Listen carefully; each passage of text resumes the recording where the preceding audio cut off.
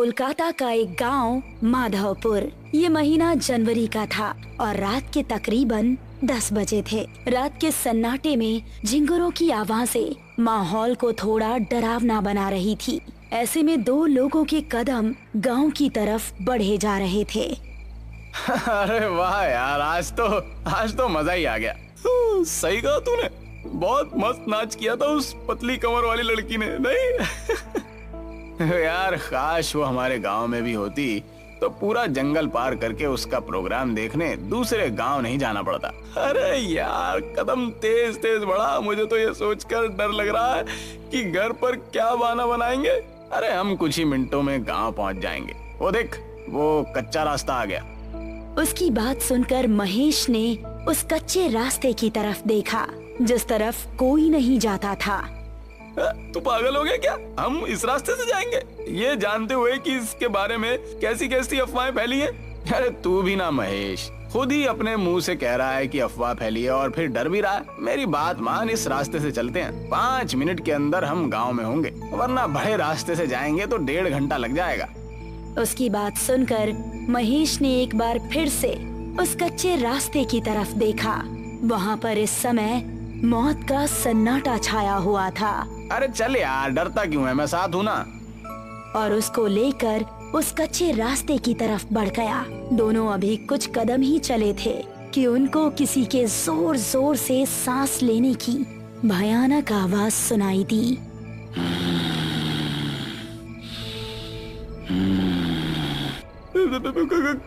कौन है? अरे यार डरता क्यों है, कोई कुत्ता ही होगा। रमेश अभी आगे चला ही जा रहा था कि तभी उस आवाज के साथ उसको किसी के कदमों की भी आहट सुनाई देने लगी। मैंने कहा था ना, यहाँ से जाना ठीक नहीं है। अबे तू मुझे भी डरा रहा है। देख, अंधेरा भी बहुत ज्यादा है, कुछ नजर नहीं आ रहा। अब बस हम दोनों अपने कदम गांव पहुंचकर ही रोकेंगे। तभी महेश की आंखें फटी रह गई। उसको रमेश के ठीक पीछे 2 लाल चमकती आंखें नजर आ रही थी। तेरे पीछे? अबे कौन है मेरे पीछे? रमेश ने जैसे ही पलटकर पीछे देखा, किसी ने उसका पैर पकड़ा और उसको झाड़ियों में खींच कर ले गया। महेश, महेश बचाओ मुझे, महेश! वो बिजली की रफ्तार से रमेश की आंखों से ओझल हो गया। रमेश के डर का कोई ठिकाना नहीं रहा। वो दिल में बस खौफ लिए तेजी से गांव की तरफ दौड़ने लगा और जब तक वो गांव नहीं पहुंच गया, उसने अपने कदम नहीं रोके।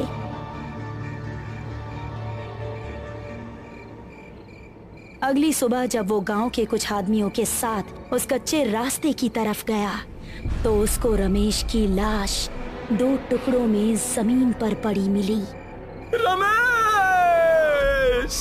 उसकी आंखों से आंसू बह रहे थे और इस तरह इस कच्चे रास्ते का खौफ माधवपुर में और ज्यादा बढ़ गया।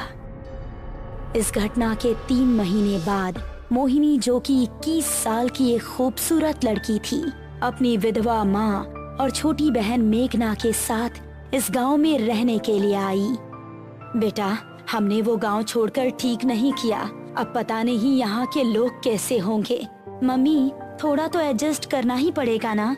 उस घर का किराया बहुत ज्यादा था। कुछ दिन यहाँ गुजार लेंगे तो सब नॉर्मल हो जाएगा। वो तीनों अब माधवपुर के एक घर में रहने लगे। कुछ ही दिनों में उन्हें वो गांव अपना सा लगने लगा। मोहिनी उसी गांव के कुछ बड़े घरों में काम काज करके अपना घर चलाने लगी। पड़ोस में रहने वाला रोहित नाम का एक लड़का मोहिनी को दिल ही दिल में पसंद करने लगा था, लेकिन उससे बात करने में थोड़ा हिचकिचा रहा था। एक शाम जब मोहिनी अपना काम खत्म करके घर पहुंची तो उसको घर में मेघना कहीं नजर नहीं आई और माँ काफी परेशान दिख रही थी। माँ, मेघना कहाँ है? वो दोपहर के वक्त टहलने निकली थी लेकिन अभी तक घर नहीं लौटी। मैंने आसपास पता भी किया लेकिन वो कहीं नहीं है। मुझे तो अब बहुत डर लग रहा है, पता नहीं कहाँ होगी वो। अरे माँ, आप डरिए मत, मैं अभी उसको ढूंढ कर ले आती हूँ। इतना कहकर मोहिनी घर से निकली और आसपास के इलाकों में देखने लगी, लेकिन उसको मेघना कहीं नजर नहीं आई। फिर घर वापस आते वक्त उसकी नजर उसी कच्चे रास्ते पर पड़ी। हर जगह देख लिया लेकिन कहीं नहीं मिल रही। अब तो बस यही एक जगह बची है। हो सकता है कि वो यहीं पर हो। उसको जंगल जाना बहुत पसंद भी है। ऐसा कहकर वो उस रास्ते की ओर बढ़ गई। दोनों तरफ घना जंगल और उसके बीच से निकलता हुआ वो कच्चा रास्ता। अंधेरा होने पर वो बहुत ही भयानक लग रहा था, लेकिन छोटी बहन की तड़प उसको उस रास्ते की तरफ खींच कर ले गई। मेघना, क्या तुम यहाँ हो? उसको जवाब में मेघना की आवाज तो नहीं आई, लेकिन वही सांस लेने की आवाज आने लगी।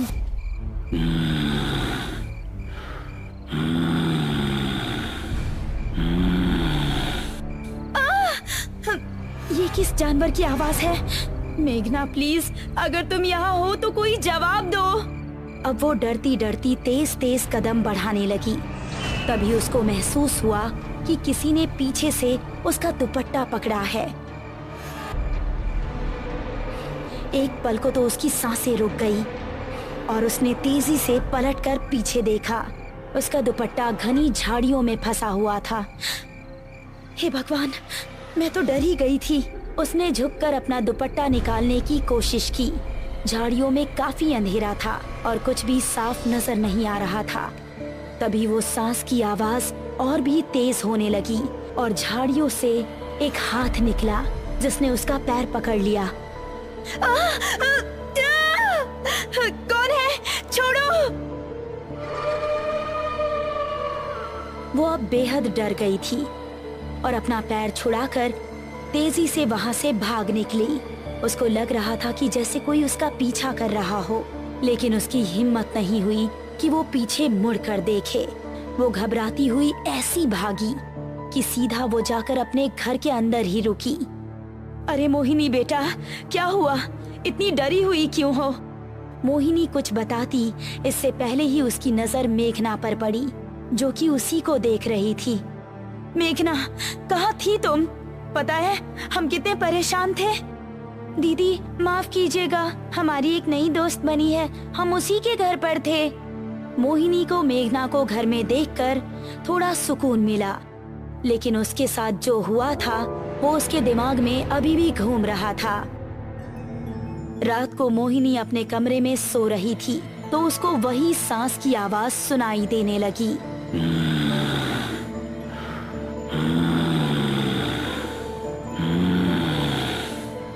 ये आवाज सुनकर वो जाग उठी और ये आवाज खिड़की की तरफ से आ रही थी। कौन है वहाँ? वो कमरे से निकली और घर के बाहर उसी मैदान में गई जो उसके कमरे की खिड़की के पीछे से दिख रहा था। कौन है? कौन हमारा नाम पुकार रहा था? मोहिनी ने गौर किया कि ये आवाज एक पेड़ के पीछे से आ रही है जिसके नीचे बहुत अंधेरा था। वो फिर भी हिम्मत करके उसकी तरफ कदम बढ़ाने लगी। जैसे ही वो उस पेड़ के पास पहुंची, किसी ने पेड़ के पीछे से निकलकर उसको कसकर गले लगा लिया। कौन है? छोड़ो हमें! अंधेरे में कुछ नजर नहीं आ रहा था, बस उन सांसों की आवाजें आ रही थी और महसूस हो रहा था कि जिसने भी उसको पकड़ा है उसका शरीर बेहद ठंडा है। बचाओ! बचाओ! उसकी चीखें सुनकर मेघना और उसकी माँ नींद से जाग गई। साथ ही पड़ोस में रहने वाला रोहित भी जाग चुका था। वो तीनों भागकर मोहिनी के पास पहुँचे तो देखा कि मोहिनी बेहोश पड़ी थी। मोहिनी, मोहिनी! रोहित ने उसको गोद में उठाया और उसको उसके कमरे में लेकर आया। क्या हो गया है मेरी बच्ची को? ये आखिर वहाँ पहुँची कैसे? माँ और मेघना दोनों बेहद डरी हुई थी। तभी मोहिनी को होश आ गया और उसने आंखें खोलते ही रोहित को सामने देखा।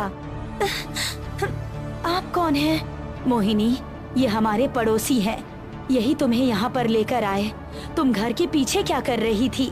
मोहिनी ने अपने परिवार वालों को कुछ बताना ठीक नहीं समझा और उसने बात को टालते हुए कहा, कुछ नहीं माँ, वहाँ कोई कुत्ता बहुत देर से भौंक रहा था। उसकी आवाज हमें सोने नहीं दे रही थी, इसीलिए हम उसे वहाँ भगाने गए थे। हाँ, आपको वहाँ अकेले नहीं जाना चाहिए था। हम सभी बहुत ज्यादा डर गए थे। शुक्र है आप ठीक हैं। मोहिनी को रोहित की आंखों में अपने लिए फिक्र देखकर बहुत अच्छा लगा। और इसीलिए उसने हल्का सा मुस्कुरा दिया। चलिए मैं चलता हूँ। आपको कोई भी जरूरत हो तो बेझिझक मुझसे मदद ले सकती हैं। आखिर पड़ोसी तो पड़ोसी के काम आता है। ऐसा कहकर रोहित वहाँ से वापस अपने घर चला गया। वो अपने बेड पर लेटा ही था कि उसको वही सांस लेने की भयंकर आवाज सुनाई देने लगी।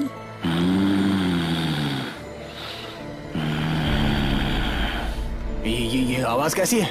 रोहित, रोहित। कौन है? रोहित अपने कमरे से निकला तो उसने सुना कि वो आवाज उसके बराबर वाले कमरे से आ रही है।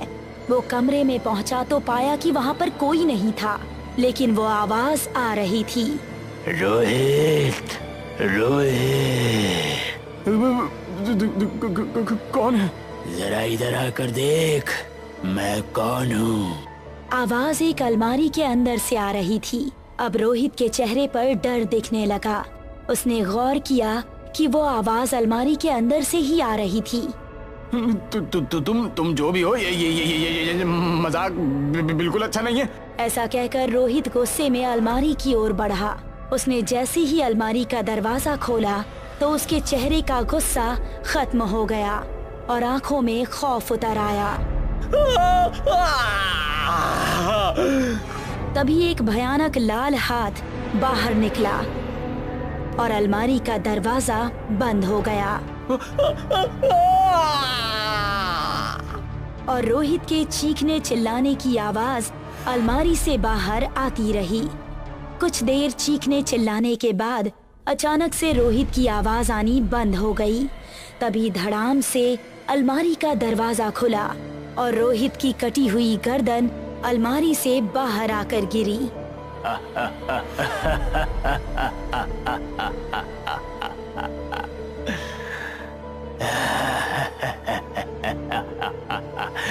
मोहिनी सिर्फ मेरी है, सिर्फ मेरी। आखिर क्या है उस कच्चे रास्ते का राज? वो भयंकर सांसें किसकी है और कौन है जो लोगों की जानें ले रहा है? मोहिनी की जिंदगी में अब आगे क्या होगा? इन सभी खौफनाक रहस्यों से पर्दा उठेगा इस कहानी के अगले पार्ट में जल्द ही।